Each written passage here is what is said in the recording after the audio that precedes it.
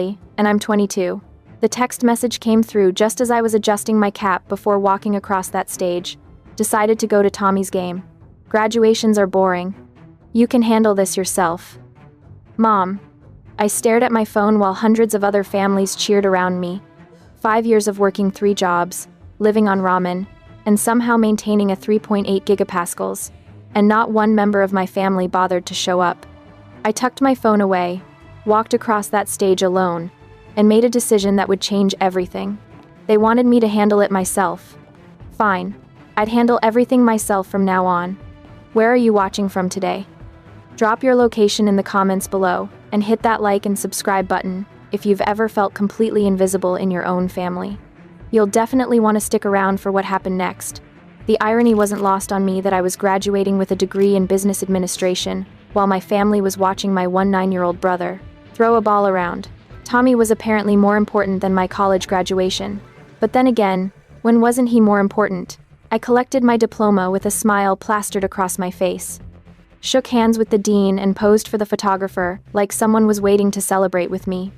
The families surrounding me erupted in cheers and applause, phones recording precious moments, flowers being tossed into the air. The Andersons were capturing memories by the fountain. The Chen family brought balloons and an entire entourage. Even Kevin from my statistics class, the weird one who never talked to anyone, had his grandmother there crying tears of joy. Meanwhile, I received polite clapping from strangers who felt sorry for the girl walking alone. How generous of them. After the ceremony, I sat in my dented Honda Civic in the parking lot, still wearing my cap and gown, watching other families celebrate together. I pulled out my phone and did something I'd never done before. I took a selfie. Just me in my graduation cap with the biggest fake smile I could manage. Posted it with the caption, "Did it?" and waited. 15 minutes later, I had likes from classmates and professors. Nothing from my family, not even my dad. That's when something finally clicked in my brain. I didn't actually need them. I'd gotten through college completely on my own, worked every job imaginable to pay my own way, and somehow convinced myself that their approval would make it all worthwhile. But sitting there in that parking lot, I felt something unexpected. Relief. I drove home to our cramped 2-story house where I'd spent my entire childhood being responsible, being capable, being invisible. I could hear the celebration before I even opened the front door. Tommy had apparently made some spectacular play that required cake and probably presents too. That's what we did in the Patterson family. We celebrated Tommy. Mom asked, "How was the thing?" When I walked into the kitchen, not even looking up from cutting cake. The thing? My graduation thing? I stood there in my cap and gown, diploma in hand, and she couldn't even call it by its proper name. Dad wandered in with Tommy, both still wearing their Phillies gear. "Hey kiddo, how'd it go?" "Fine." I was getting good at one-word answers. Tommy at least acknowledged what happened. "Congrats, sis. Sorry we missed it, but I had scouts there today." I nodded like this made perfect sense. Like my college graduation should obviously take a backseat to his baseball game. Mom sighed when she saw my face. "Don't be dramatic, Ellie. You'll have other graduations." "Other graduations? Sure, Mom. I'll just collect degrees like baseball cards." That night, I sat in my room, which had been converted into a storage space years ago, and made a list. Every birthday they'd forgotten. Every achievement they'd missed. Every time I'd been overlooked for something Tommy needed. The list was longer than I expected. Looking back, I probably should have seen this coming when I turned 8, and they forgot to buy me a birthday present. Mom handed me $20 the next day and said, "Pick something out for yourself, sweetie." Even at 8, I knew that wasn't how birthdays worked in other families. When I was 10, I organized my own birthday party, sent out invitations, bought decorations with my allowance money, made my own cake because Mom was dealing with Tommy's Little League schedule. The Christmas I turned 14, Tommy had a pile of presents that could stock a small store. There was even a gift for our dog Buddy. My name appeared exactly once, on an unwrapped gift card to Target. "We thought you'd prefer to pick your own stuff," Dad explained. "Teenagers are so particular these days." The only person who ever truly saw me was Grandma Morgan, my mom's mother. She passed away when I was 16, but I still remembered how she'd always ask about my day, remember my favorite foods, and never miss sending a birthday card. You're going to do something special, Ellie Morgan, she'd tell me. Mark my words. At the bottom of my list that night, I wrote 5 words that would change everything. Ellie Patterson died today. The first step was honoring the one person who'd ever really seen me. I couldn't be Ellie Patterson anymore. That girl was invisible, forgettable, the one who always came second. But I could be Ellie Morgan. I spent hours researching the legal process for changing your surname. Turns out when you're over 18, and not trying to dodge debts or warrants, it's surprisingly straightforward. Just paperwork, filing fees, and a court appearance. Simple enough for someone who'd been handling her own paperwork since she was 16. The court appearance was on a Tuesday morning. I dressed in my best interview outfit, a navy blazer I'd bought for job interviews, and the confidence I'd been building for 4 years of college. The judge asked why I wanted to change my name. I want to honor my late grandmother, Your Honor. She was more family to me than my actual family. He stamped the papers without any drama. Just like that, Ellie Morgan was born legally. Walking out of that courthouse, I felt lighter somehow, like I'd shed a skin that never quite fit right. Next came the practical stuff. New social security card, new driver's license, new bank accounts. I moved my savings, all $3,000 of it, to a new bank across town where nobody knew the old me. I kept my cell phone number because really, who was going to call? The hardest part was telling my friend Sarah, the one person who'd actually noticed I was gone. We met for coffee at our usual place near campus. You're doing what now? She nearly choked on her latte. Changing my name to honor my grandmother. Fresh start, new chapter. I pulled out my new driver's license and slid it across the table. Ellie Morgan. Same me, better last name. Sarah stared at the ID like it was evidence of a crime. This seems extreme. It's not extreme. It's necessary. What if there's an emergency? What if something happens to your parents? Then Tommy can handle it. He's so good at being the important one. She made me promise to stay in touch. Same phone number, same email, just a different last name on my future business card someday. The apartment hunt came next. I found a tiny studio apartment in a complex near the city. Nothing fancy, but it was mine. The lease application asked for emergency contacts. For the first time in my life, I wrote none, without feeling pathetic about it. Moving day was simple since I barely owned anything. Clothes, textbooks, my laptop, and a few photos from college carefully edited to exclude any family shots. I packed everything into my Honda and drove away from the Patterson family, from everything I'd known for 22 years. The apartment was smaller than my dorm room, but it felt like a palace. No Tommy's sports equipment cluttering the hallway. No conversations that stopped when I entered the room. No reminders that I was the afterthought child who was so good at taking care of herself. That night, I ordered Chinese takeout and ate it sitting on the floor, since I didn't have furniture yet. My phone buzzed with a text from Sarah. How does it feel to be Ellie Morgan? I looked around my empty apartment, at my new driver's license on the counter, at the reflection of someone who finally had permission to put herself first. Like coming home, I typed back. The really beautiful part was how easy it was to disappear. No one came looking for me, no frantic phone calls or missing person reports. I'd been so invisible to my own family that they didn't even notice I was gone. I got a call 3 weeks later from my parents' house. For a split second, I almost answered. Then I remembered sitting alone in that parking lot and let it go to voicemail. Hi, sweetie. Just checking in. Haven't heard from you since graduation. Hope you're doing well. Love you. Mom's voice sounded exactly the same. Distracted, hurried, like she was multitasking while leaving the message. I deleted it without calling back. That was the last time anyone from the Patterson family tried to contact me for 6 years. Ellie Morgan started job hunting immediately.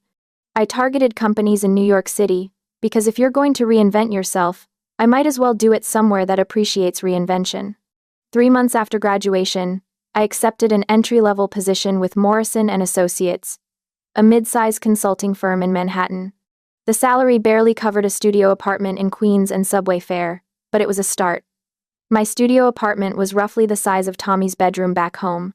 Cost more per month than my dad made in a week. But unlike the Patterson house, no one here expected me to be grateful for being ignored. The commute took an hour each way on the subway. An hour I used to study everyone around me. New Yorkers had this energy, this purposefulness that I'd never seen before. They walked fast, talked fast, and seemed to know exactly where they belonged. I wanted that confidence so badly I could taste it. My supervisor, Robert Chen, was a junior associate who treated administrative staff like furniture. He'd snap his fingers when he needed something, and never bothered learning my name. Just called me assistant. But I watched everything: how they talked to clients, how they structured presentations, how they carried themselves in meetings. I absorbed it all because, unlike my family, these people were actually worth studying. After 2 months of watching Robert fumble through basic tasks, I started anticipating his needs before he asked. I'd have the coffee waiting, the files organized, the schedules coordinated. He started depending on me, without even realizing it. That's when I made my first real power move. Robert had promised a major client a market analysis he'd completely forgotten about. The client was flying in from Chicago specifically for this presentation. Thursday afternoon, Robert was in full panic mode. I handed him a folder I'd been working on during lunch breaks. I took the initiative to compile some preliminary research just in case. The data was good. Better than good, actually. I'd been teaching myself market analysis using online tutorials and library books. Robert delivered the presentation and got praised for his thorough analysis. He never thanked me, but he also never forgot that I'd saved his job. That afternoon, the office manager stopped by my desk. "I hear you've been doing some additional research projects. How would you feel about a small promotion?" Administrative associate with research responsibilities. It came with a modest raise and access to the parts of the business I'd been watching from the outside. The promotion changed everything. Suddenly, I was in meetings hearing how deals were structured, watching negotiations happen in real time. I learned that business was part strategy, part psychology, and part pure confidence. The real breakthrough came during my second year when I caught a mistake that would have cost us a major client. Our telecommunications client was about to invest heavily in technology that was already being phased out by industry leaders. I noticed this the night before the final presentation. We told them the truth, restructured the entire deal, and saved them millions. Monday morning, Mr. Morrison himself stopped by my desk. "What you did was strategic analysis that prevented a disaster. We need to talk." That conversation led to another promotion. Research analyst with my own office and a salary that finally covered my rent without creative budgeting. Jennifer Walsh became the mentor I'd never had. She taught me how to present findings to clients, navigate office politics, and introduced me to the concept that would change my life. "The real money isn't in working for firms like Morrison," she explained. "It's in building your own client base." Over the next year, I started building relationships with clients directly, being genuinely helpful and memorable, always delivering exactly what I'd promised when I'd promised it. Then Jennifer made me an offer I hadn't expected. What if I was thinking about leaving Morrison and starting my own firm? And what if I offered you a partnership instead of just a job? Walsh and Morgan Consulting. 6 months later, we made the jump. Our first month, we had 3 clients. By the end of our first year, we had 12 regular clients and a waiting list. Our specialty was helping mid-size companies navigate market changes and avoid costly mistakes. Word spread that Walsh and Morgan could spot problems others missed. The money was better than I'd ever imagined. I moved to a real apartment in Manhattan, bought clothes that fit properly, and started carrying myself like someone who deserved to be in the rooms where decisions were made. The Forbes interview changed everything. "Young Entrepreneurs, Reshaping Business Consulting" was the headline, with a photo of me in my office overlooking Manhattan. Then came CNBC. "Don't wait for permission." I heard myself say on national television. "If you see a problem that needs solving, and you know how to solve it, start solving it." But the real game changer was Wellington Industries, a Fortune 500 company, facing a crisis that had already cost them 2 CEOs and hundreds of millions in lost revenue. Jennifer and I worked 18-hour days for 3 months implementing our recovery plan. Within 6 months, their stock price recovered 40% of its losses. Within a year, they were posting record profits. Harvard Business Review called it one of the most successful corporate recoveries in recent history. Then 60 Minutes called. 12 minutes of primetime television focusing on our methodology and the Wellington turnaround. I looked confident, successful, and completely in control of the narrative. The woman on screen bore no resemblance to the invisible girl who'd sat alone in a graduation cap 6 years earlier. The calls started Monday morning. My assistant buzzed through with an unusual request. "Ellie, I have someone on line 3 claiming to be your brother." After 6 years of carefully constructed separation, Tommy Patterson had found Ellie Morgan. The calls kept coming. My mother Tuesday afternoon, my father Wednesday morning. Each time, my assistant politely took messages while I sat in my office wondering how long I could avoid the inevitable. Friday afternoon, she knocked on my door with an expression I'd learned to read. "They're here, your parents and your brother. They're in the lobby." I took 5 minutes to compose myself, then walked into conference room B. They were standing by the windows, looking out at the view that represented everything I'd built. My mother had aged considerably. My father looked smaller somehow. Tommy had filled out, no longer the teenager, whose baseball games had been more important than my graduation. "Ellie?" My mother breathed, tears in her eyes. "Miss Morgan," I corrected, taking a seat at the head of the conference table. The pretense lasted exactly 3 seconds before my mother broke. "Sweetheart, we've been looking for you for years." "Interesting. Tell me, Tommy, what position did you play in high school?" He looked confused. "Shortstop. You know that. What's my favorite color?" Pause. "When's my birthday?" Deafening silence. "You want me to come home, to be part of a family that doesn't know my birthday, but remembers your baseball position from a decade ago?" My father leaned forward. "We want to help you. Support your business. Invest in your success." The audacity was genuinely breathtaking. "You want to invest in my business?" I opened my laptop. Our revenue last year was $18 million. Profit margin was 42%. We have $38 million in contracts, already signed for this year. By next year, Walsh & Morgan will be the largest preventive consulting firm in the world. The color drained from my father's face. "The company you want to invest a few $100,000 in is worth approximately $85 million. My personal net worth is just over $22 million. So when you offer construction money, what you're really doing is offering to buy access to a daughter you couldn't be bothered to notice when she wasn't profitable." I stood up and walked toward the door. "Here's my counteroffer. Take the money you wanted to give me and donate it to college scholarships for students whose families can't afford to support their education. Students who sit alone at graduation because their families had more important things to do." "Ellie, please," my father called. I turned back one final time. "Ellie Patterson died 6 years ago in a college parking lot." "You're looking for someone who doesn't exist anymore?" Tommy asked, desperately. "Then who are you?" I smiled, and for the first time in the entire meeting, it was genuine. "I'm Ellie Morgan. And I'm everything Ellie Patterson could have been if anyone had bothered to notice she existed." 6 months later, I stood in my penthouse, looking out at the Manhattan skyline. I'd started a scholarship fund in Ellie Morgan's name. I'd hired young women who reminded me of my younger self, and made sure they knew their contributions mattered. The transformation was complete. The girl who'd been invisible had become impossible to ignore. Sometimes the best thing that can happen to you is realizing you don't need the approval you've been chasing. Sometimes disappearing is the first step toward becoming visible. Ellie Morgan knew that now, and she'd never be invisible again.